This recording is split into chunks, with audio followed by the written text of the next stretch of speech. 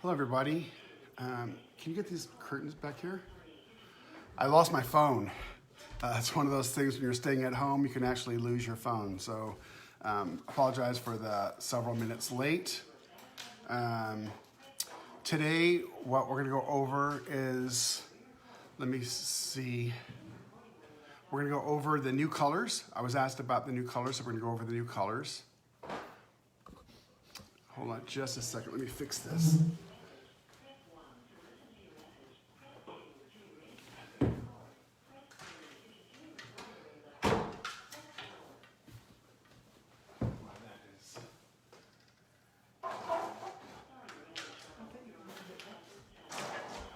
There we go. Boy, it's just a sunny day today. So let me see if I can get that sun out of my face by doing this. Okay, so what I wanted to show you today is the new colors because I was asked about that. So I'll show you the colors that are in the 260 lineup. So normally we talk about the 238 dot card, and this is the 260. So I'm going to show you the colors that aren't part of the 238. Also, I'm going to show you the different types of ground and what you can do with the different types of ground. And then I was asked about some of the black paper. So I'm going to show you the black paper and also show you some of the half pan sets. So if you give me one more moment, let's see if I can, boy, it's just a bright day today. It's kind of beautiful, but it washes out the video. Good morning, Giovanni. Good morning, everybody. Good morning for me, many for you. It's a good evening, maybe even getting close to good night. Hello, Raffaele. Yeah, it's a sunny day here, and Raffaele says it's a sunny day in Italy, so kind of beautiful. So let's begin with the colors that are missing from the 238 dot card. Okay. I laid them out to kind of see what they look like, and I'll show you the big card of them as well. So that's kind of what they look like. We played with this morning, so some of these are still wet. And so the ones that are missing, that are in the 260 but aren't on the 238 dot card. Hello, Linda. It's sunny in San Diego. So we're all getting sun today. It's kind of, here in Seattle, it's always a different thing because we're usually cloud cover. This is quinethalone, so quinethalone yellow. And anthracanoid scarlet.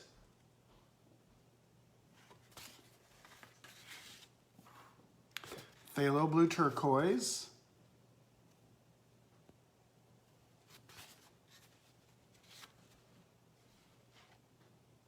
Terra Icolano.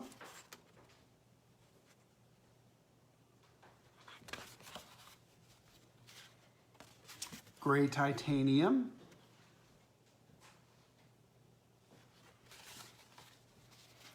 Joseph's neutral gray. Hello to Sweden.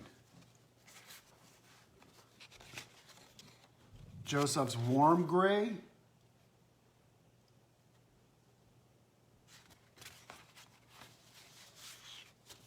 Yes, phthalo blue turquoise. It's a new color for us. Joseph's cool gray.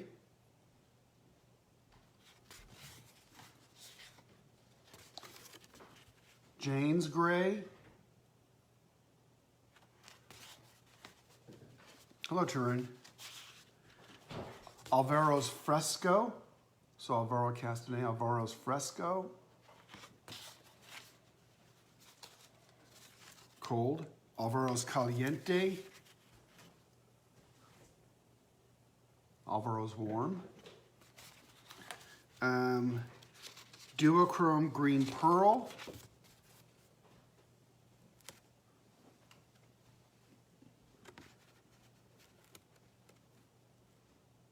Boy, the lighting's pretty horrible today.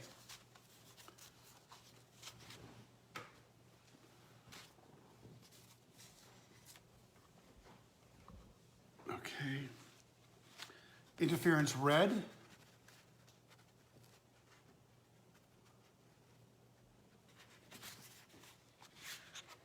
interference copper,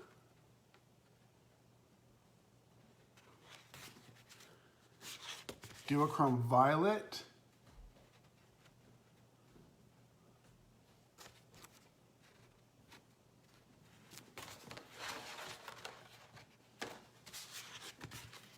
interference silver,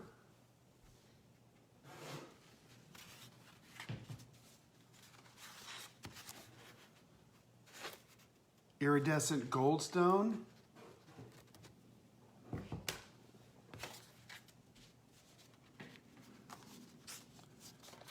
iridescent russet,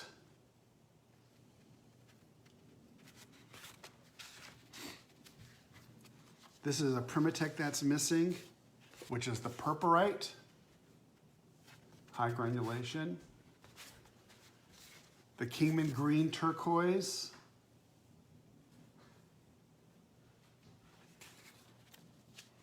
Yavapai. Yavapai is where the Grand Canyon is at, Grand Canyon National Park, so Yavapai. And then another Primatech red jasper. So Raffaele, who's on right now, Raffaele uses red jasper quite a bit. It's one of his triads. It's a very beautiful color.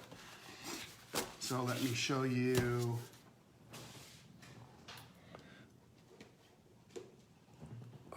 what those look like. Let me see if I can get this to, oh, can't rotate your phone while recording. Okay, so I'm gonna bring this up and show it to you.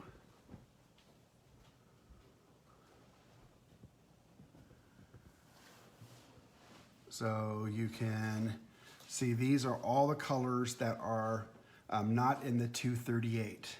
I said I would show those. There they are. This is over a black line, so you can see where they're transparent. You can see where they're semi-opaque. So semi-transparent when you can see it over the black line. The iridescence really pop over the black line. They're meant to do that. They do it actually quite well.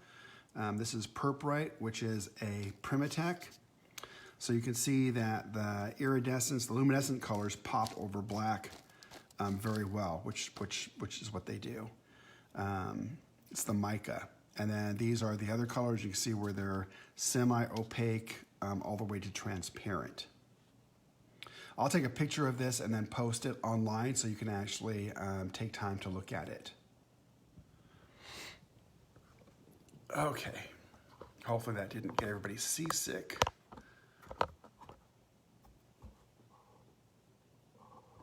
Oh, is there really a smudge on the lens? Okay. There we go. That could be it. It's not my phone. It's a temporary phone. Mine is lost somewhere in the house. So it's a little bit different than what I normally use. How are the iridescent colors made? The iridescent colors are made from mica, and it's a very complex manufacturing process. It's used for the car industry, so they're absolutely perfect pigment, perfect shape, perfect size, perfect weight. They won't granulate. So it's actually extremely complex. There's a whole story. We have it online. I will send you a link to it so you can read, if you want to read about it. It tells you the refraction index and how the whole process of the luminescence work. So if you're interested in that, just leave a message and I will attach that link so you can read it. We talked about that some weeks past. Purpurite's a beautiful color. So, you know, purpurite, it's quite beautiful. The black line means it's my tube, so I don't get those mixed up. Purpurite is right here, so there's purpurite. It's a very granulating color, quite beautiful. I have the Pro Max, and that's what I normally use. It's just lost in the house. I was in the middle of doing this right here, so I'll show you. I was in the middle of making gold gesso to show you what gold gesso looks like. It's really beautiful. It's an acrylic. It's beautiful if you do icons or anything that you want with gold. It's a gesso, so if you put water on this, the water's going to not penetrate. It will not penetrate through this. This is not a ground. We do have, and I will show you, the gold iridescent ground. This is a gesso. And I wanted to show you this because it's actually quite gorgeous. I had just finished, and I was on my phone, and I put my phone right on top of it. And so I washed my phone, and I have no idea where I put it. So, and because I don't want to be disturbed when I'm doing videos, I turned the ringer off. So I'm going to have a hard time finding it, but I'll find it. All things lost are found at some point. So purpurite and burnt umber together, that must be a beautiful combination. Is purpurite similar to Moonglow? No, it's not similar to Moonglow. Moonglow has 3 different pigments. Remember that it has the ultramarine, it has the viridian, and it has anthraquinoid red. So it actually shifts a little bit toward the red. And then Shadow Violet is its sister, and instead of using anthraquinoid red, it uses the pyrrole orange, so it kind of shifts to the orange. This purpurite is a Primatech, and so the manganese is a very purple color. So the answer is, in some ways they look a little alike, but the effect of the two is quite different. They're both granulating. They're both on the kind of the warm, but they're different. And that's the beauty about the 238 dot card, is you can actually see and have a relationship about how colors actually look and feel.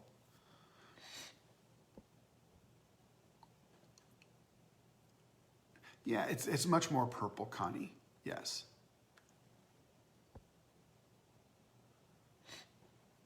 Yeah, the gold acrylic gesso is very, very shiny. In fact, there you can kind of see it's very, very shiny. So instead of people are doing icons, etc., it's a really neat mixture to play with. There are watercolors that play with gesso. Just so you know, watercolor will not penetrate this. It'll stay on the top and it will run. But you know, it's part of that creativity thing.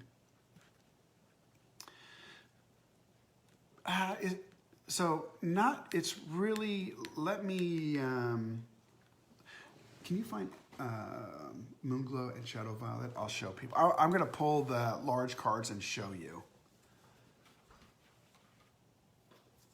Okay, so if you work with a hairdryer, heat oil, absolutely. So it depends. When you're using a hairdryer, it absolutely can have an effect on the watercolors. You don't want to have it so hot that it's going to burn the gum arabic. If you use it on the ground, which we do not recommend, it will mess with the polymer. It'll cause the polymer to disassociate. So you want to have it natural dry with the ground, which I'm going to show you in a minute. And while you can be fast with the hair dryer with a watercolor, I think George Politis said that when he was on, is that you can shift the hue because you're going to mess with the gum arabic a little bit.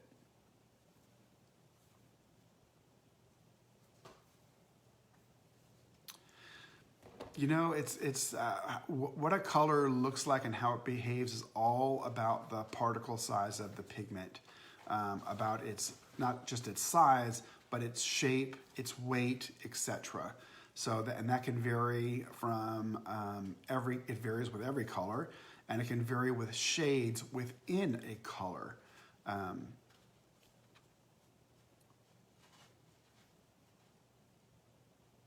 Anybody get the older dot card from Artist Remade? You know, we're making dot cards all the time.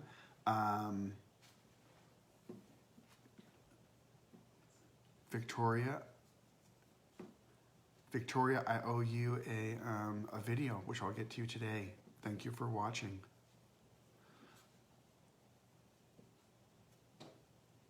Yeah, you know, so when a color granulates, it's hard to stop it from granulating.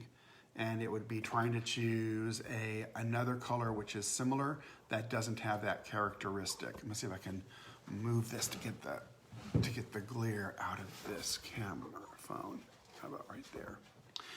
So these are I did put the colors over a black line that was recommended yesterday. It was a very good recommendation. And I will go ahead and I'll post this to the internet, to Facebook, so you can see it, because so many of you asked about that. Okay.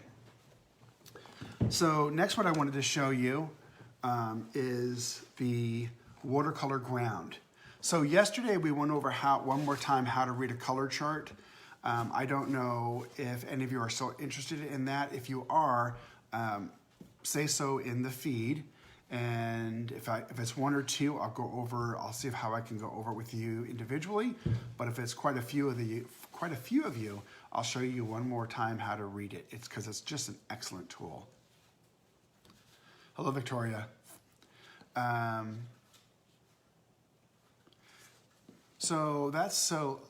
Layla, that's a good question to ask the artists that are watching if there's something similar. While I can make the colors and know the chemistry and the physics behind them, I don't use them every day in painting, and there's so many watching right now who do an excellent job. If any of you can answer that for Layla, that'd be fantastic.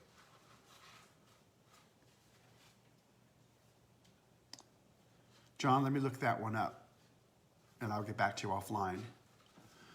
Okay, so we're going to look at now we're going to look at the ground, and the ground again is a medium for creating a substrate, and that substrate is a watercolor, similar to a watercolor paper, and you can put it on anything. If you put it on glass, you have to kind of abrade it a little bit so it will stick and hold, but you can put it on plastic, board, wood, plexi, anything you can think of. It takes about 24 hours for it to cure. So you have to let it cure. You want it to cure naturally. It has a great coverage. The neat thing about the ground is you're not held to what someone's selling you in terms of a board or a canvas. You can have any shape you want. You can cut a board to any shape you want. You put the ground over it, and now it's a paintable surface. You can do it to a meal box, a glass bottle. It's just infinite what you can do with it. And it's kind of one of those things that I strongly believe in, which is the artist should have control over the medium, the substrate, etc., and have it be a tool in their toolbox.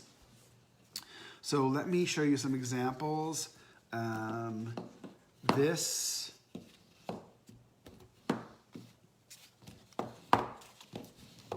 So this is gold. So this is gold ground, very, very bright. So it's gold. And now this would act, I did this after we talked yesterday, so it still fully hasn't, it's just almost cured. But this will be a paintable surface in another 5 or 6 hours, and you could paint anything you want on it. You could put it on cards. People will put ground on the inside of cards and do a painting and send those.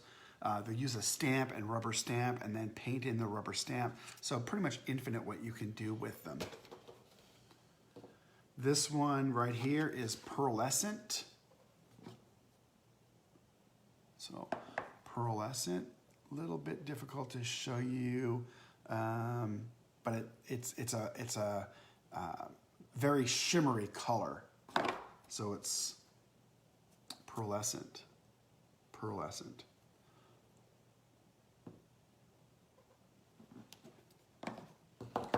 Hello, Wendy.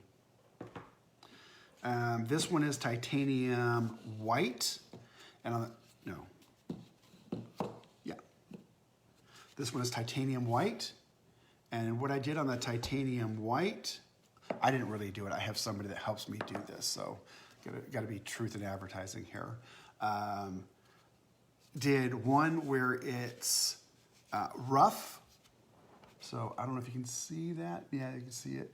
So this is smooth, and this is rough. You can kind of see that. There we go. And you can make it as rough as you want. The person that did this used a brush, but you can use a sponge, and you can make it as rough as you'd like. You can also make it as smooth as you like. This was done with a foam brush on this side. So this side is rough. You can see the roughness. And this side is smooth. And this was done with a foam brush. Now, if you want to make it even smoother, you can use a piece of sandpaper and slightly take down any type of roughness that's there. If you use a piece of sandpaper, always you want to protect yourself. You want to have eyewear. You want to have a mask. And if you want to wear gloves, also gloves. So it's always good to protect yourself no matter what. You can take appropriate prevention. So again, you can kind of see there, we can see the roughness, and here we can see the smoothness. So you're in control of what you want to do, and you can put that on a board, a mailbox, your table, anything. And you wait 24 hours, and it becomes a paintable surface. I was asked yesterday, well, can I put that on clothes and then put them in the laundry? No, it'll ruin it. I mean, anything that, for the most part, anything you can do with a watercolor, you can do with a watercolor paper, you can do with the watercolor ground. And you wouldn't put the watercolor paper in the washing machine, so you wouldn't put that in the washing machine. It's too abrasive. I mean, we're working with a watercolor medium, and it'll have negative effects. It's a good question. I like the creative part of that, but the answer would be no, you wouldn't want to do that. Same principle here. Let me see if I can show it to you. So there is the rough. I mean, there is the rough. You can see the rough, and on this side it's smooth. So you can make, this is black. You can make it as smooth or as rough as you want. And this is a really great material to use, the iridescence. I'm going to put it over here so we can talk about that when we talk about the iridescence in a moment. This one, you can see a little bit hard to see the design, but this is the transparent. So there's a design on this canvas. It looks like kind of like a flower shape, and you can see the design right through the transparent. When you put the transparent on plexi, for example, you'll see it's kind of a very light milk color, but transparent. You can see through it. So it's not like glass where you where there's nothing. There has to be something which allows the watercolor to hold, and that's what you're seeing through the transparent. But it's still readily readable, and you can see whatever it is that you put it on. So that's why we say it's transparent. So it's transparent, but it's not glass-like. Okay, so that is the transparent. And lastly, we have the buff titanium. The reason that we came out with the buff titanium is it looks a little bit like the Arches paper or the watercolor paper that has an off-white to it, more of a beige color to it. And that's where we came out with the buff titanium. The neat thing about these, and let me show you where I have it here. I have a correction.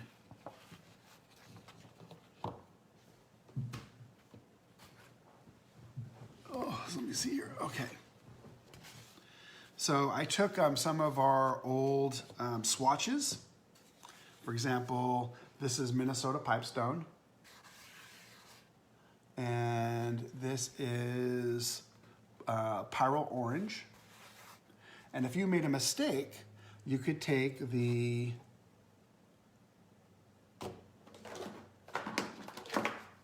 any of these, but you could take the titanium white, for example, if it was on white paper, and you could do a correction. So now in 24 hours, I could paint here whatever I want. So if I say I had a bleed over because I didn't use masking fluid, I say, oh boy, I wish I would have done that. Now you can do it. So it's kind of like a whiteout for the artist in that you can make corrections. So you could take out some of those old paintings that you did and had maybe made something you wish you could fix it. Well, now you can fix it. So it's kind of like whiteout for the artist. It's very interesting. Great putting down his sketch.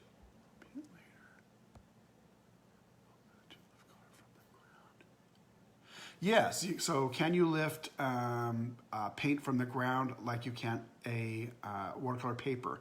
The answer to that, Eva, is yes, and that's because the ground is a modified polymer.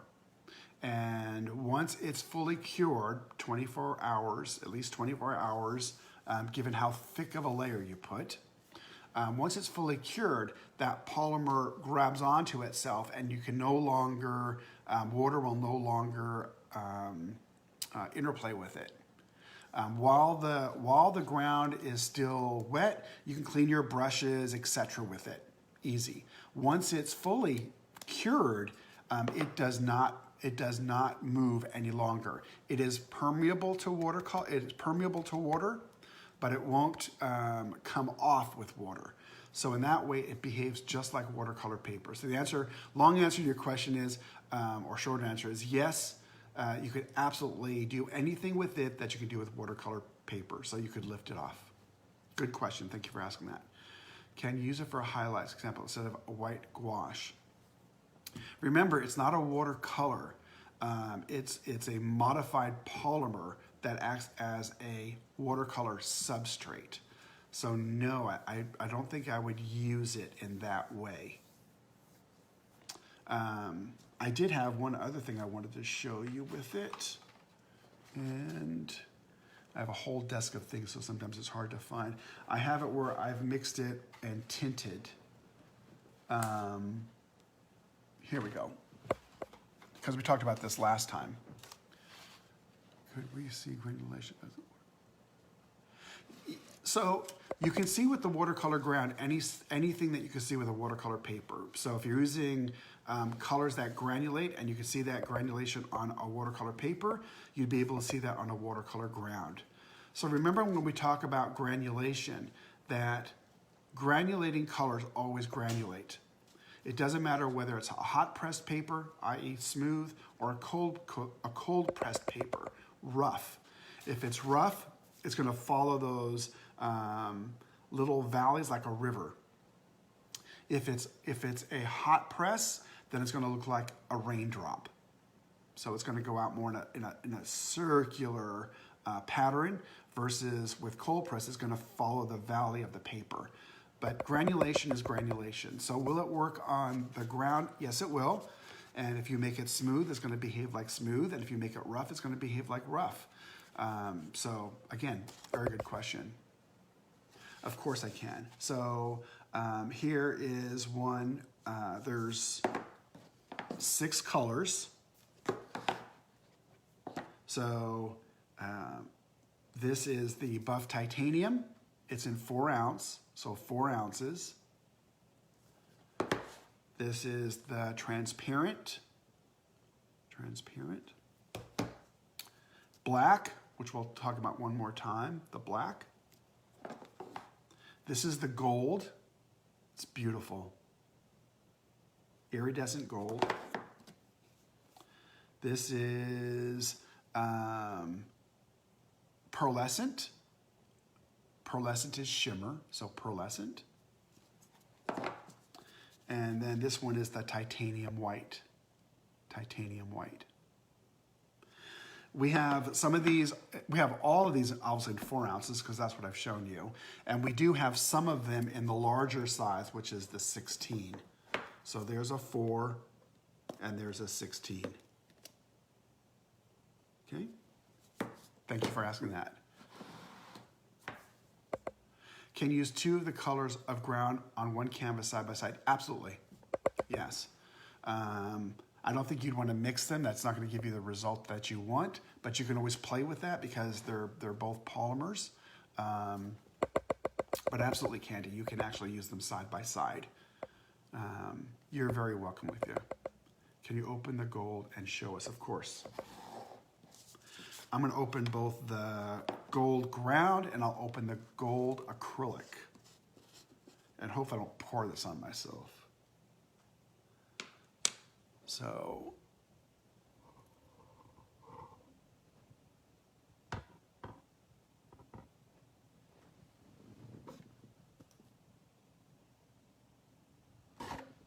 okay, did that come across? I think that came across. And let me show, this is the gesso. And the gesso is going to look, it's a different product, but it's going to look exactly the same because it's the same exact pigment.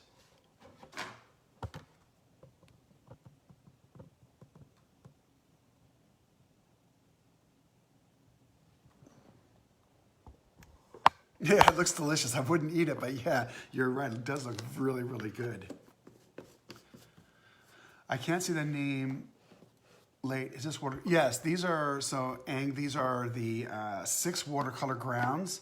And I've also shown everybody the gold gesso. Again, gold gesso more for acrylic and oil colorists.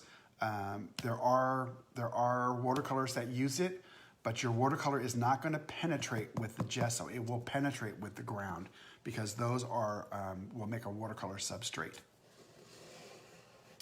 Yes, you can, Laurel, you can always apply too much. So it's like everything else. You want to lay down a layer that's about the size of a dime and you let it dry and you see if that's giving you the effect you want. You look at it and evaluate it. If not, you can do another layer.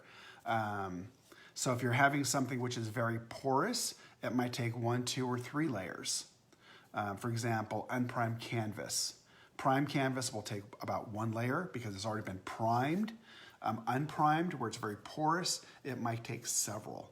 But there's no reason, people say, well, can I put this on watercolor paper? You'd only want to put it on watercolor paper if there's something you want to correct. Otherwise, it's doing the same thing watercolor paper does, so I don't want you to waste your money. You want to put it on things that you want to make into watercolor paper. Yeah, Sal, so the Seattle store is still closed because we're still in phase 1 in Seattle. There's too many cases of the COVID to go to phase 2. Phase 1 means it's only drive up, which isn't practical given that we're in an industrial area. So we're waiting for phase 2. And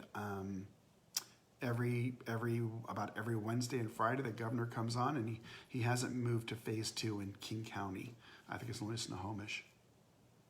Yeah, they're a great product. So I was asked last time, it works great on wood and paper and plastic and glass. Here it is on glass. So this is on a wine bottle, and this is the ground. So this is the actual wine, and then this is the ground on glass. So, you can do any level of painting that you want. Here it is with tinting. So you can tint, remember we talked about tinting. You can tint the ground with up to 10% watercolor, up to about 20% if you're using acrylic, okay? So here's what it looks like. So this would normally be titanium white, which is about as white as this. And here is the color that's being used to tint it. And that's what it looks like when it's tinted. So you can tint your watercolor ground with just about any of the Daniel Smith watercolors to give it a tint if that's what you want to try and be creative with. It's just one of those other things. There's other things you can do with it. You don't want to put more than 10% watercolor to watercolor ground because you can destabilize it, okay? All right, Ang, I hope you have a great lunch. You must be pretty much on the same time frame we're here in Seattle because it's not that far away from lunchtime here. Over and answer questions from yesterday's post. I was going to answer questions from yesterday's post. Is there any questions that you'd like to know in particular? Please let me know. I want to use a spatula to put it down with texture. Any danger of cracking later on? No, so you're only going to get if cracking if you're putting it too thick. So as was asked before, do it about the size of a dime, let it dry, evaluate if that is meeting your needs. For example, if it's a very porous, unprimed canvas, etc., you're going to want to put another layer down, but it's always better to layer than to start with something that's too thick. If it's too thick and you don't need it that thick, you've wasted money. So it's just time. It's 24 hours, so you lay one down, you wait 24 hours. If it meets your needs, you just go with it. If not, you do another layer, you wait 24 hours. If it meets your needs, you go with it. It's not gonna take, on the most porous, it won't take more than 3 coats. You can do a larger coat. I would just recommend that you just do one at a time.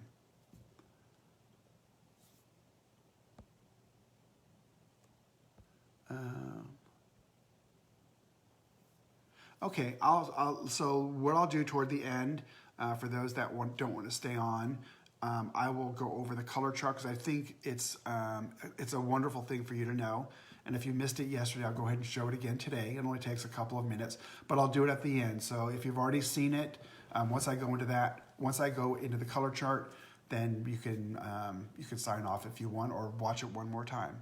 But I'll do that at the end. Thank you. I love showing it. I think it's a phenomenal tool for you to get. Oh, that's a good idea. Yeah. So Wendy, you could do that. You could cover the porous with a cheaper substrate. Just remember that anything that you put this on, this is archival. Okay, it's archival. It's pH balanced, archival.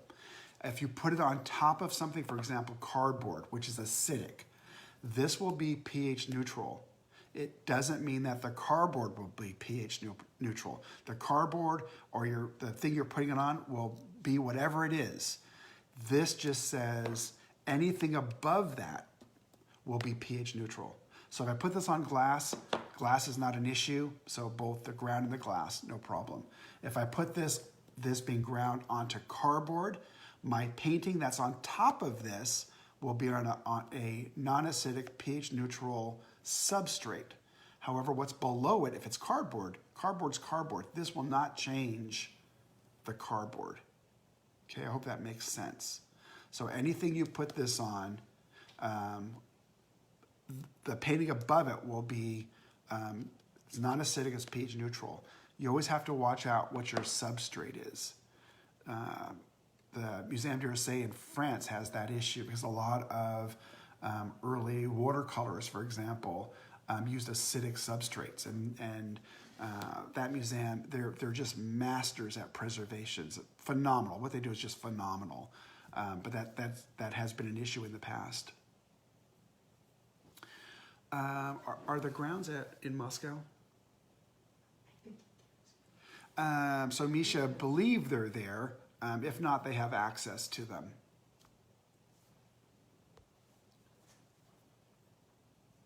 Do transparent watercolors look like tints on gold ground?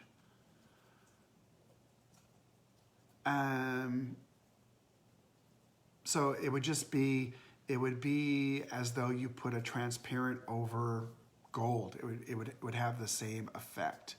So what I will do with that, Candy, let me just do that, and I'll show you next session. How's that? It's easy for me to do, and that way we'll both know the answer. I'll show you next time.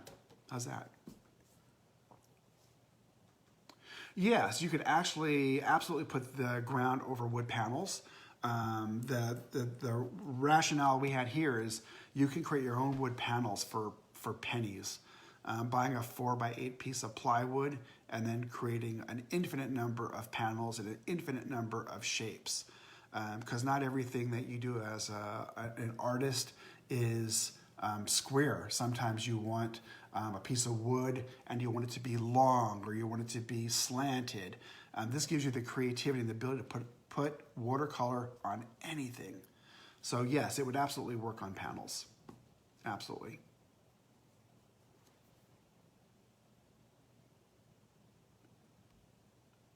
Okay, so let me show you, let me go up here. No, I haven't showed the pans yet. I'm gonna do that. I'm gonna do that here pretty quickly. So we showed the grounds, what the grounds look like, the panels. So I was asked yesterday about what the iridescence, the luminescence look on black paper. So here's an example of black paper. So this is black watercolor paper. And that's what the iridescence look like on black watercolor paper. This camera's really not picking up the vibrancy. They're actually extremely vibrant on this paper. I mean, very vibrant. You can kind of see it there, but they're very, very, very vibrant. And this is black watercolor paper. Hello, Lauren. This is black watercolor paper. Now you can get the same thing with the black watercolor ground. These, because I just painted these watercolor grounds out, I couldn't put the paint on top of them. They haven't fully cured, but you would get the same effect from the watercolor ground as you would from the watercolor paper.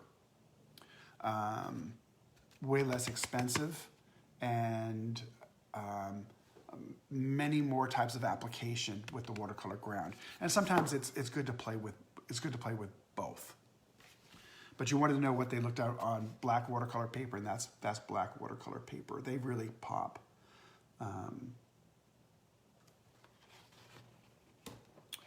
Okay.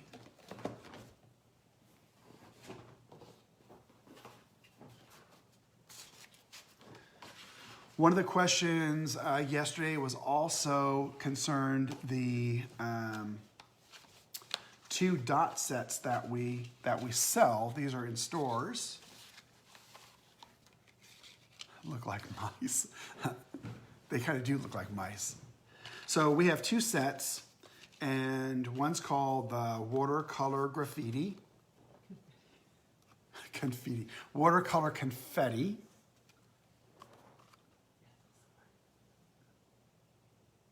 And Ethel is our artist for the cover of this. So very whimsical, very pretty, love the floral. And I'll show you what's inside. And this is the Mineral Marvel. And the Mineral Marvel was done by the artist Rajat.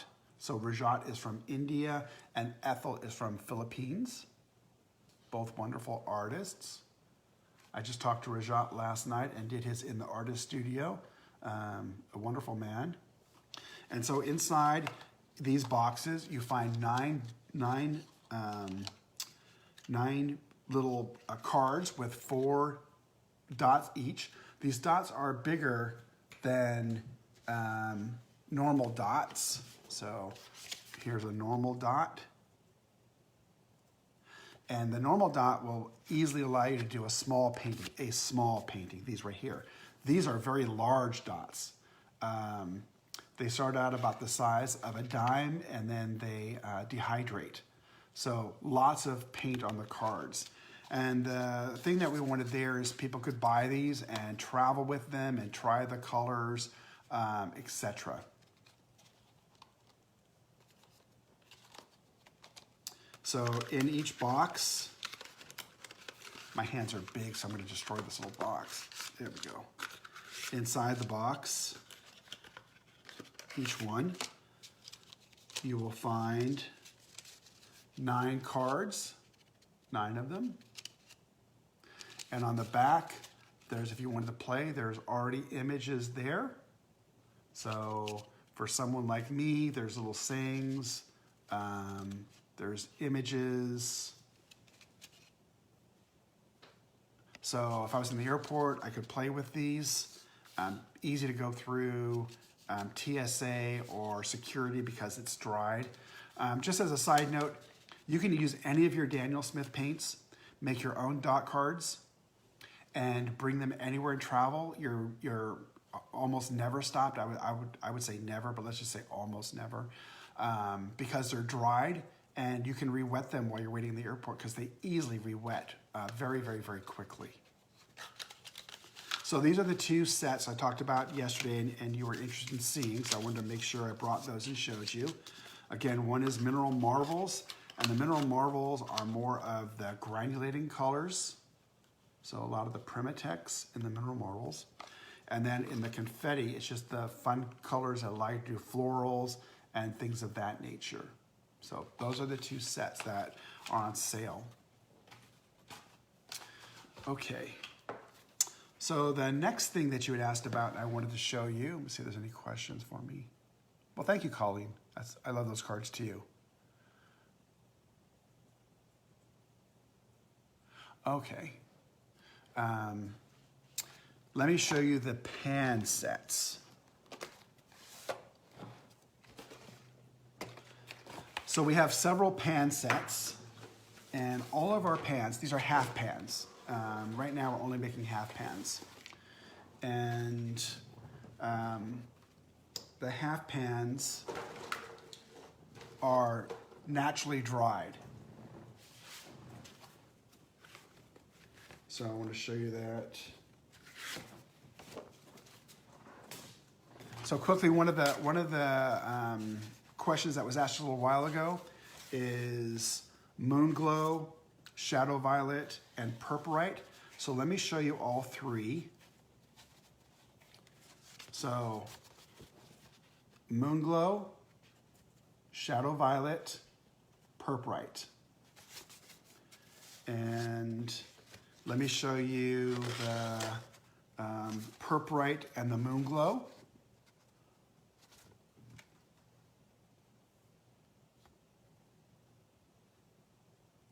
You can see while the Moon Glow has very pretty granulation, very nice granulation, and it has granulation because there's 3 different pigments of different size, different weight, different shapes, so you get granulation. The Purpurite is a Primitex. It's a massive granulator, so much more granulation. Similar in hue, but the granulation is just off the chart in the Purpurite because it's a natural and it granulates so very, very well. It's because the pigment is all not the same shape or size, etc. Even more so than in the Moon Glow. Okay, so I'll show you one more time because several of you have asked that question. There they are again. Purpurite, Moon Glow, Shadow Violet. Transparent Pyrrole Orange, Orange Shift, Anthraquinoid Red, Red Shift, Purpurite, Natural. Great question. Yeah. Let me go down here. Oh, boy, that's a lot of comments. Would the airport give you a hard time if you had a mini? No, you know, what I've heard from artists that travel all over the world is if it's not wet, if it's not in a bottle, the TSA has almost no issue. So if it's in a mint box and they open it up and it's just cards with dots of paint, they don't have an issue with that. I've never heard of anybody having an issue with that. I know people that travel all over the world with them. So I don't think you'd have an issue. But you never know. You could have somebody in some place that, for whatever reason, haven't had that happen yet. Is Moon Glow warmer? So Joy, Moon Glow is certainly warmer than the Shadow Violet because it has that anthraquinoid red. I wouldn't. It's probably a little warmer than the Purpurite.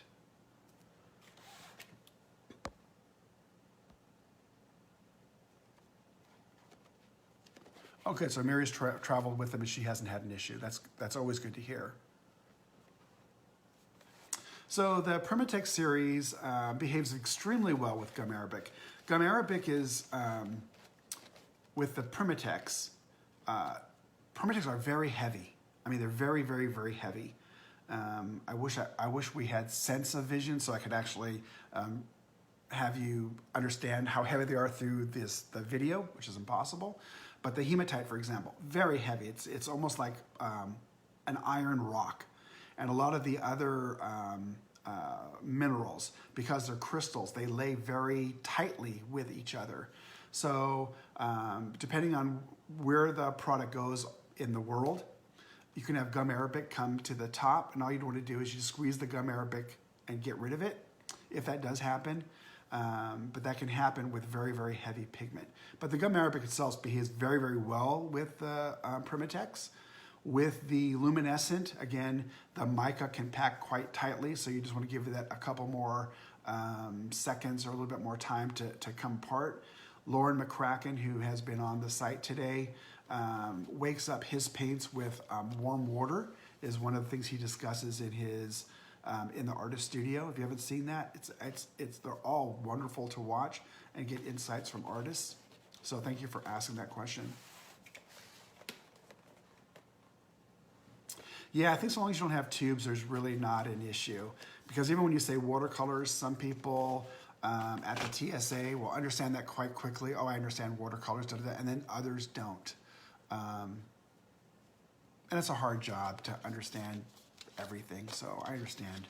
So let's look at real quickly. I wanted to show you because I said I would. I'm going to show you the different sets. So we have 5 sets that are in a travel, and it's really a travel palette. Let me show you what it looks like. And I feel like I must be on TSA because I have no knife with me. It's kind of how I feel when I travel with TSA as a man, not having a pocket knife. Boy, it's hard because I use that pocket knife for everything. So I'm just going to open up one of the 5. We have them. This is Colors of Inspiration. It's a 15, it holds 15 half pans. It has 6, but we include 9 empty half pans for you to be able to fill up with any color you want. This one right here is the blues, the blue set. This is the earth set. This is the Sketcher set. Made that after working with Urban Sketchers. And this one is the floral set. And online you can see all the colors that make up these sets. I just want to have a little bit of time to wet one out for you so we can see it together. And this is the ultimate mixing set. Now all these others have 6. It holds 15, 6 have color, and then 9 empty pans that you can fill up. Show you what that looks like.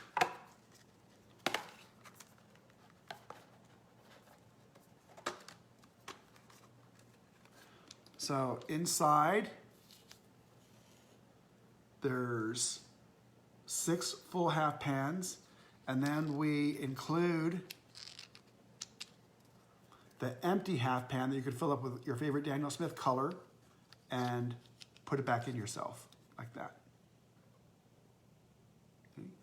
This was made as a travel palette, not as a watercolor palette. So if you put water in the back, it can come out of this back right here, but I still see, when I do in the artist studio, I still see a lot of the artists, and they'll mix on here. They already know that they just can't make it super, super wet. With the travel, you get all the 15 colors, and you get a free palette, which with all the empty half pans. So this part right here is free. So it's one of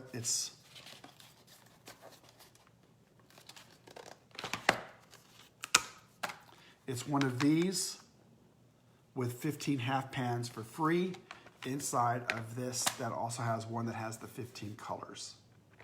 Okay, so that's those. And, oh, awesome, Colleen.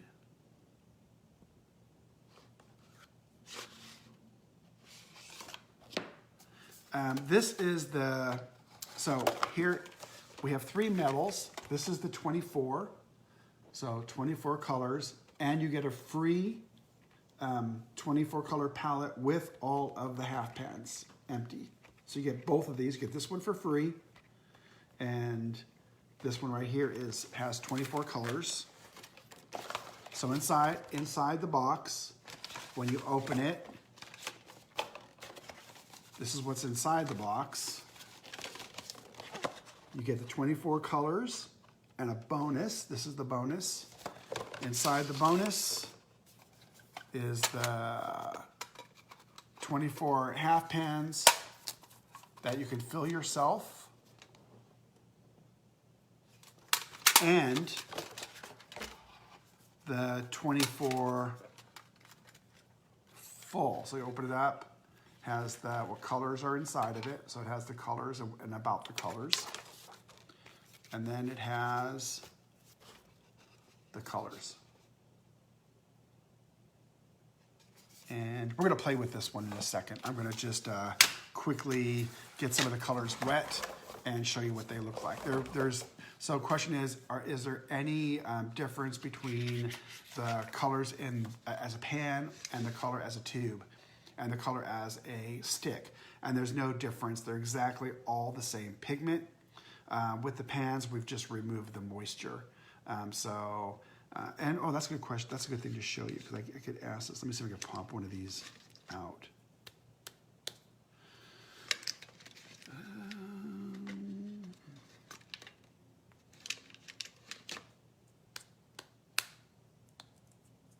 I have no fingernails, so I can't kind of. So anyway, if I was able to get one of these out, which I will do next time, you can see there's layers like a, what would you call that? There's layers, and every layer is a pour. So we fill it up, and then we get rid of the water, and all the water goes down. Then we wait, because it takes a while to do that. And then we fill it back up again, get rid of the water, fill it back up again, and get rid of the water. So not all these go to the top. However, we're not looking at what goes to the top. We're doing these by weight. So we're filling them up to a standard that we have that says it's a full pan. When you're doing stuff, when you're drawing stuff naturally, it's an impossibility. You can tell when someone's actually drawing them versus saying they're handmade and they're really extruded, is if they're perfectly at the top, they're extruded. You cannot get perfectly at the top with evaporation, because as you know, as artists, color is going to do what color does, and evaporation is going to do what evaporation does. And it's as close to as impossible as you could think to get them. I mean, it's pretty hard to even get them that close. I mean, that's just right up at the top. But I'm asked that sometimes, and that's just really kind of proof that they're hand poured. If they were extruded and then shoved in, then you could have them match the top every single time. These are not extruded. These are hand poured. And it's really to assure that the amount of moisture is out of them. Bang for the buck is pretty awesome on these. This little tiny half pan holds about what's in a 5 mil tube. If you used a 5 mil tube, you could probably fill up 3 of these. But what you're filling it with is also with water, and this has very little amount of water inside of it. So chock full. I will get a brush and some paper and show you what those look like kind of quickly. And then we have 2 other sets. We have Colors of Inspiration. Again, you get 12 free half pans inside that you can fill up with your color of choice. And then we have the just the extra fine, and you get the 12. So those should be, they are in some stores now. They should be making it out within probably 2 months. Again, even my store, which is 80 feet from the manufacturing, isn't able to open. So if it's 1,000 miles or 4,000 miles, every country, every county, every state, every province, there's just different rules all over the place as to when places can open up. When they do, the product will be there.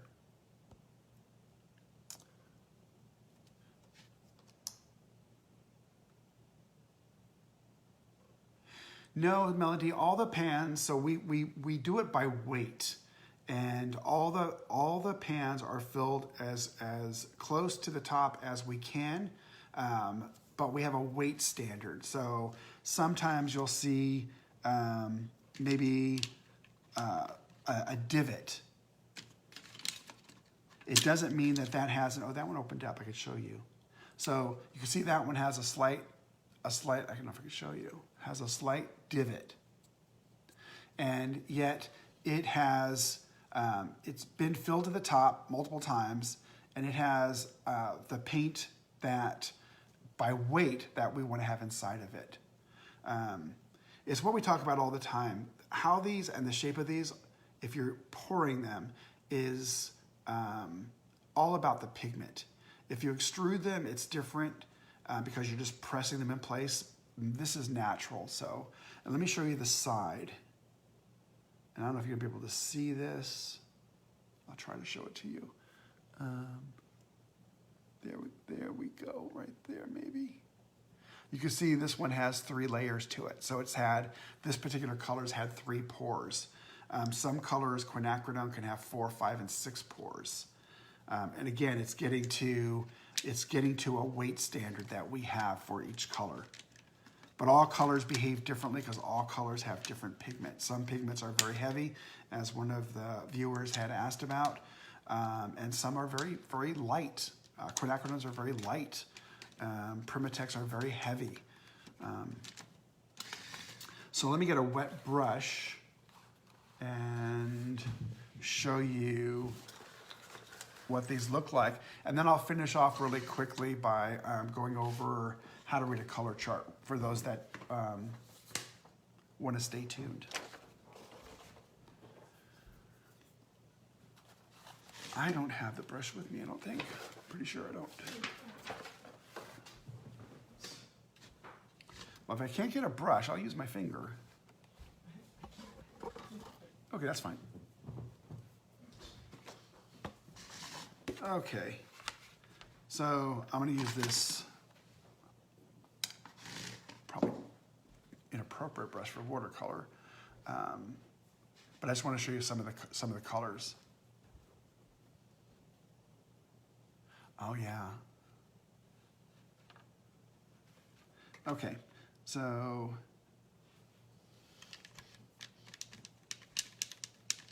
maybe I should show you. I'll try to show you here. I'm going to use this.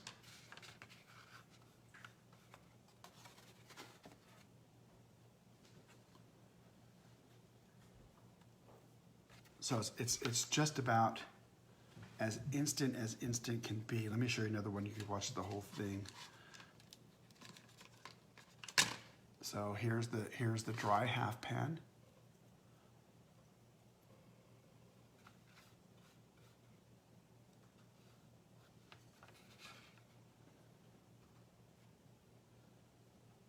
Oh, there she goes. She went everywhere. I knew that was gonna.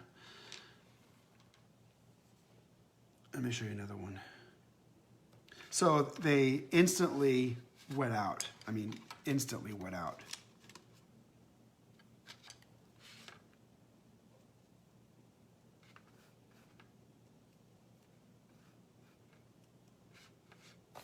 I took these from my store yesterday, so you know, tell the manager I took them. There's blue. So, oh, I'm spilling all over the table. So they're quite beautiful, pretty much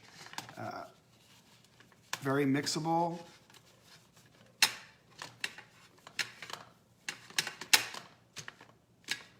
I hope when you get them, you enjoy them.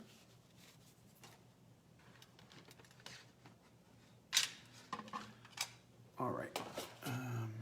Hello, Tess. Yeah, they're very vibrant, very vibrant. I'm a great artist. I love color. I absolutely love color. I mean, and it's so wonderful. It's being and making paint is, for me, it's wonderful. It's very cathartic in that even on the gloomiest days, and trust me, in Seattle, we have gloomy days, it is just neat to see the colors go across the mills. I still owe that to you. When I have time to be able to actually go into manufacturing, not have to work inside of a bubble, I plan on showing you the process. I'm going to be working with my chief chemist, and we're going to use some of his tools. We have everything in the laboratory is smaller than it is on the floor. We have a 3-roll mill that weighs about 300 pounds in the laboratory, and it weighs over 8,000 pounds on the floor. But I can still show you how the tools work to give you an understanding of how paint is made, and I plan to do that. Okay, so those are the sets. There's 2, 4, 5 of the smaller sets. 5 of the smaller. Oh, 5 of the smaller. Then this is the ultimate. And then there's 2 12-color metal pan sets and a 24-color metal pan set. And that's what we have for pans. We also have open stock pans. So if you didn't want to buy the sets and you wanted to have a particular color, we do sell, I believe it's 45 colors as half pans that you can buy as open stock. What is the shelf life of a watercolor tube and pan? Pans have no water. Certainly going to last a really, really, really long time. The tubes have a very long shelf life. What can happen? It may not happen, but can happen is what some viewers have talked about before. If a cap breaks, etc., they can lose their water, and essentially all you have is a big pan that looks like a tube. So either way, they last and can last a long time. I will tell you that in our retains, we have colors from the first day we ever made watercolor. So that'd be 26 years. That's ours. We've only done it for 26 years, and we have those, and they're still viable tubes. If you look through history, Lauren McCracken just did a paper, and there's tubes that are 100 years old. So it all depends. The gum arabic has the ability to completely dry out and completely can be re-wet again. It's not like a honey, which can have other issues. So long. All that being said, very long half-life, very, very long.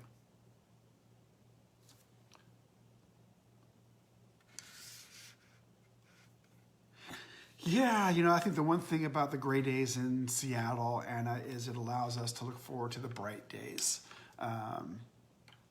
And I kind of like the gray skies. Although yesterday looking up and seeing the big puffy white clouds was quite beautiful. Okay, for those of you that stayed on, I just wanted to one more time go over how to read a color chart, because it just takes a matter of seconds to do this.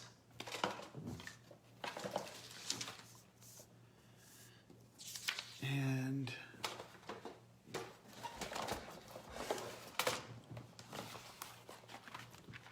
so on our color chart, it has the, whoops, oh,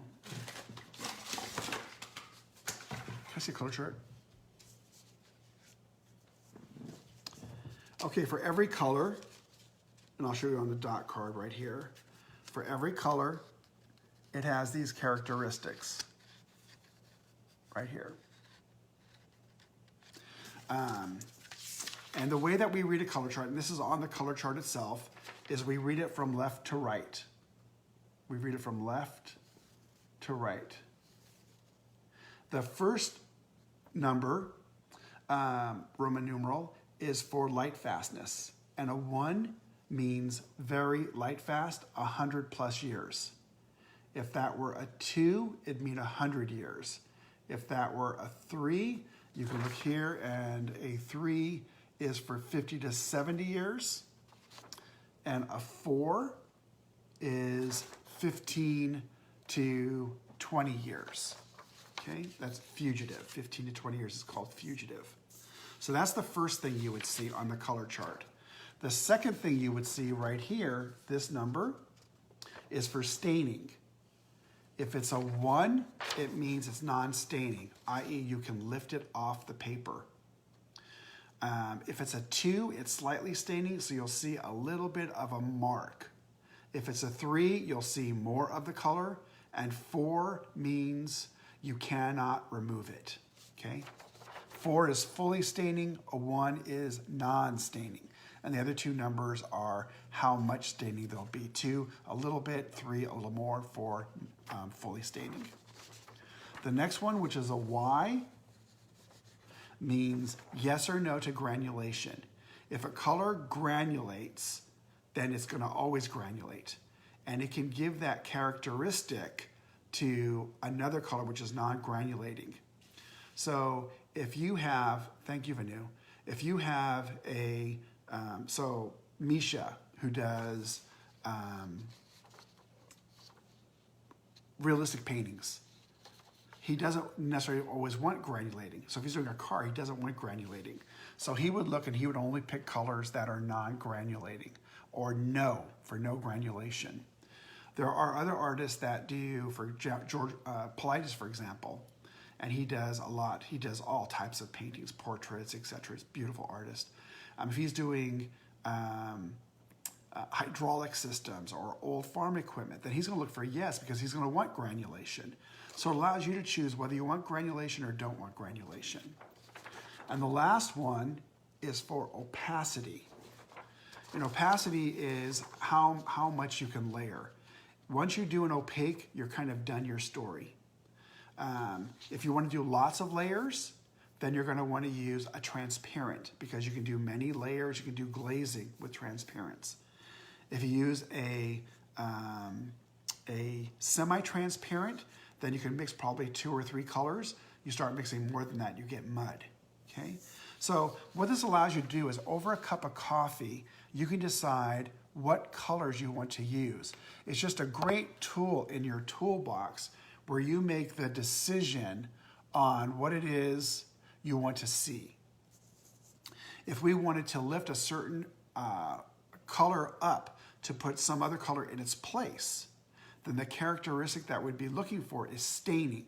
We'd want a non-staining color that we could lift up. If we wanted to do a lot of layering or glazing, then we would more appropriately look for transparency. We want transparent colors, right? So one was staining and then transparent. Light fastness, you always want to use the highest light fastness you can use, because that means it's going to last in the presence of full sunlight for a long time. Of course, you can always do what we've talked about before. You can put it behind conservation glass. You can put it in a darker area of the home, etc. So there's things that you can do. So those are really good for you to always understand how long a painting is going to last, or a color is going to last in the presence of full sunlight. We're talking light fastness. Whether we can lift a color up, etc., we're talking staining. Whether it's going to granulate, we're talking granulation. How well I can do glazes, how well I can do layering, we're talking about transparency. So those terms are very easy to understand, and they really give you power over what color you choose. Many times people will say, well, I only use the same 8 colors. If those are the colors you use, then you've pretty much mastered those 8 colors. But if one of those is a granulating color and you wanted to do something which had no granulation, you can't do it. Granulating colors are always going to granulate. So it just gives you a certain power over the colors. And I really like that, because it allows you to decide what you want to do versus having the color or the medium decide what you can do. So Dean, granulation is just the process by which different particles have different weights. In general, if there's more than one particle and they have different weights or different shapes, you're going to get some form of granulation. If we took moon glow, which has viridian, ultramarine, and anthracenoid red, and put it on cold pressed paper, for example, the anthracenoid red is going to stay up at top. The Viridian Ultramarine are going to run to the bottom because they're heavier, and that's going to cause granulation. That's the process of granulation.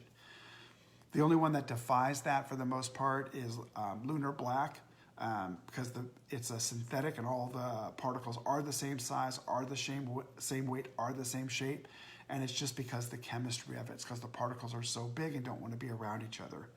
I hope that answers your question. If not, ask me again inside the feed and I'll explain it more to you. Thank you, Raffaele.